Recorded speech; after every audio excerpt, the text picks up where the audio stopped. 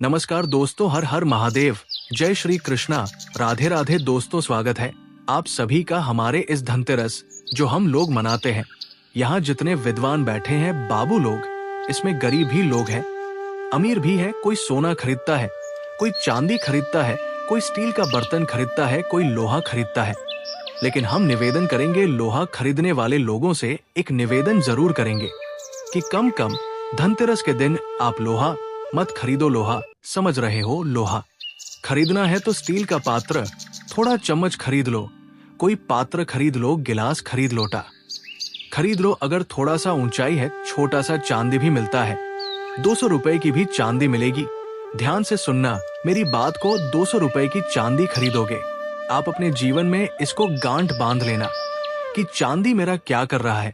धनतेरस का दिन इतना बढ़िया तिथि है, ये चांदी खरीद लो। अगर चांदी का व्यवस्था हल्का पावर में है, ठीक है। अगर ठाकुर जी ने दिया है तो चांदी का सिक्का ले लो। सिक्का जब खरीदिए तो लक्ष्मी गणेश की मूर्ति उस पर हो। किन की मूर्ति? लक्ष्मी गणेश मूर्ति वाली, क्योंकि अमावस्या के दिन पूजन भी होता है ना। लक्ष्मी की सवारी उल्लू है। ध्यान से सुन लो, पहले हम कथा बोलेंगे बाद में। लक्ष्मी की सवारी उल्लू है। आपको ऐश्वर्य संपत्ति लक्ष्मी जी दे सकती है अगर उल्लू को अपने बस में करोगे तो। आज हमारे पास धन है, कल नहीं रहेगा, कोई भरोसा नहीं है।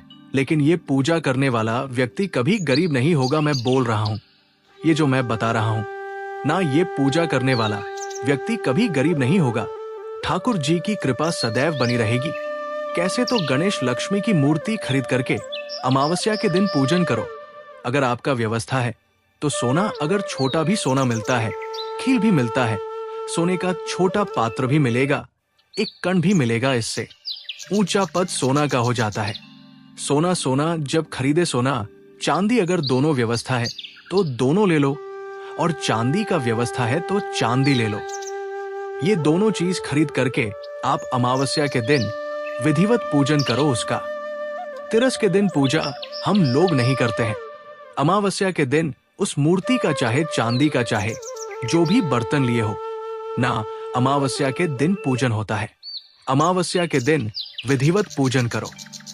अब पूजन करने में निवेदन करो कि भगवान अमावस्या के दिन एक काम जरूर करेंगे। अगर 5 तरह का फूल मिल जाए, 5 सफेद मिल जाएगा, सफेद फूल, लाल, पीला, गुलाबी, मार्केट में कभी भी जाओगे तो 5 तरह का फूल मिल जाएगा। और 5 फूल मंगा के 5 देवताओं का ऐसा प्रसन्न करो, हनुमान जी को, हमारे लक्ष्मी गणेश को, और भगवान तो भगवान है, हमारे भोलेनाथ की प्रतिमा, 5 प्रतिमा लगा के अमावस्या को इस तरह के पूजन करो कि मेरे जीवन में कभी गरीबी ना आए। ताली बजाओ रे, ये धनतेरस का फल मैंने बताया, कर सकते हैं कि नहीं कर सकते हैं? बहुत खर्चा नहीं रुपया जो। संगीत, वीरेंद्र बाबा मनकर बड़ी भूमिका, उनका भूमिका बतलगा। ऐसा चंदन लगा के सभी लोग घूम पाएंगे, मलवा पहनेंगे। नकली को दिन, दूसरा दिन पीटा जपर, कुटाज नहीं, कुटा असली होना चाहिए। नकली से मतलब नहीं है। बोलो सच्चे दरबार की जय। एक भजन से आप सभी लोगों का सेवा हम करेंगे। ये बिंदु जी का भजन है। भगवान भक्तों पर कैसे रिझते हैं। आखिर भगवान ऐसे ऐसे लोगों के पास गए और इस तरह का व्यवस्था परमात्मा ने दिया कि वो भक्त प्रसन्न हो गया। हम लोग इतनी बड़ी कथा कर करा रहे तो प्रसन्न नहीं होंगे। ये बिंदु जी का भजन है, यही हरि भक्त कहते हैं। संगीत, यही हरि भक्त कहते हैं। यही सब ग्रंथ गाते हैं, यही हरि भक्त कहते हैं। यही सब ग्रंथ गाते हैं, यही हरि भक्त कहते हैं। यही सब ग्रंथ गाते हैं। न जाने कौन से गुण पे, न जाने कौन से गुण पे दयानिधि रीझ जाते हैं। जाने कौन से गुण पे दया जाते हैं। जाने का काम से गुण में दया संगीत जाते हैं। संगीत, प्रशंसा, संगीत, संगीत नहीं स्वीकार करते हैं निमंत्रण नभ दुर्योधन का। संगीत नहीं स्वीकार करते हैं निमंत्रण निब दुर्योधन का। निमंत्रण निब दुर्योधन का विदुर के घर पहुंचकर भोग, विदुर के घर पहुंचकर भोग बिछुलकों का लगाती है। लगा दयाल जाती है प्रजा से दया जा। संगीत, संगीत, जय जय, संगीत, प्रशंसा, संगीत, प्रशंसा। ना रोवे बन गमन में श्री पिता की वेदनाओं पे। संगीत, ना रोवे बन गमन में सी पिता की वेदनाओं पर उठाकर गी को गोद में आंसू बहाते हैं। प्रशंसा, उनके दया, संगीत, जाने संगीत पाया जा रही है। संगीत, संगीत, प्रशंसा, संगीत, संगीत, कठिनता से चरण धोकर मिले कुछ बिंदु विधि हरि को। संगीत, कठिनता से चरण धोकर मिले कुछ बिंदु विधि हरि को मिले। कुछ बिंदु विधि हरि को ये चरणोदय स्वयं केवट के घर जाके लुटाते हैं। प्रजा से दया की जाती है। तुम संगीत दयाल जाते हैं, यही हरि भक्त कहते हैं, यही सब ग्रंथ गाते हैं। न जाने कौन से गुण पे दयानिधि रीझ भगवान को रिझाने का प्रयास आप किया करो। ये वाक्य एक सकारात्मक भविष्यवाणी या शुभ संकेत जैसा है। 8 दिन के अंदर आपके साथ बहुत अच्छा होने वाला है का अर्थ है कि आने वाले 8 दिनों में आपके जीवन में कोई अच्छी घटना, सफलता, खुशखबरी या सकारात्मक परिवर्तन होने वाला है। इसका विस्तार से अर्थ समझिए। 1. समय संकेत। 8 दिन के अंदर का मतलब है बहुत जल्द, यानी 1 हफ्ते से थोड़ा ज्यादा समय में कोई अच्छा बदलाव आएगा। 2.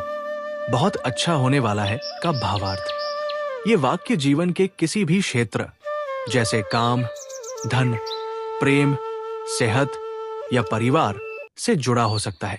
इसका अर्थ ये भी हो सकता है कि आपकी कोशिशों का फल मिलने वाला है, मनोकामना पूरी होगी या कोई नया अवसर मिलने वाला है। 3. आध्यात्मिक दृष्टि से ये भी माना जा सकता है कि ईश्वर या ग्रहों की कृपा आपके ऊपर आने वाली है, जो आपके जीवन में सुख और शांति लाएगी। अगर आप चाहे तो मैं बता सकता हूं कि सिंह राशि या आपकी राशि के अनुसार अगले 8 दिनों में किन किन क्षेत्रों में शुभ योग बन रहे हैं। क्या बताओ आपकी राशि के हिसाब से? बहुत अच्छा। अब इसे थोड़ा और गहराई से समझिए। 8 दिन के अंदर आपके साथ बहुत अच्छा होने वाला है, ये केवल एक वाक्य नहीं बल्कि ऊर्जा का संकेत है कि आपकी किस्मत का रुख बदलने वाला है। आइए देखें इसका क्या क्या अर्थ निकल सकता है। 1. भाग्य का उदय। 8 दिन का समय ऐसा है जब रुके हुए काम पूरे हो सकते हैं। जो काम लंबे समय से अटका हुआ है वो अचानक सफलता देगा। आपके प्रयासों का परिणाम सामने आने वाला है। कोई नई शुरुआत या अवसर आपके जीवन में दस्तक दे सकता है। 2. प्रेम और संबंधों में सुधार। अगर हाल में किसी से मनमुटाव था या कोई रिश्ता दूर चला गया था तो संबंधों में मिठास लौटने के योग है। कोई पुराना दोस्त या प्रेमी प्रेमिका संपर्क कर सकता है। जो अकेले हैं उन्हें कोई नया व्यक्ति पसंद आ सकता है। 3. धन और कामकाज में लाभ। ये समय वित्तीय रूप से शुभ हो सकता है। पैसे की आवक बढ़ सकती है। नया व्यापार या काम का अवसर मिल सकता है। कोई पुराना बकाया या धन लाभ मिल सकता है। 4. आध्यात्मिक और मानसिक संतुलन।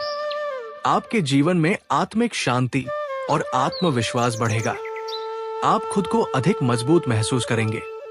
ईश्वर की कृपा या किसी शुभ संकेत का अनुभव हो सकता है। 5. संकेत का अर्थ।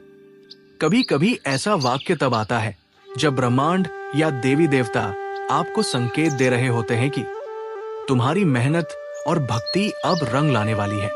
अगर आप चाहें तो मैं आपकी राशि और ग्रह स्थिति देखकर बता सकता हूं कि ये अच्छा होने वाला समय किन किन रूपों में आपके जीवन में प्रकट हो सकता है। क्या बताओ आपकी राशि के अनुसार इसका प्रभाव? वीडियो अच्छा लगे तो चैनल को सब्सक्राइब करें, कमेंट बॉक्स में हर हर महादेव लिखें।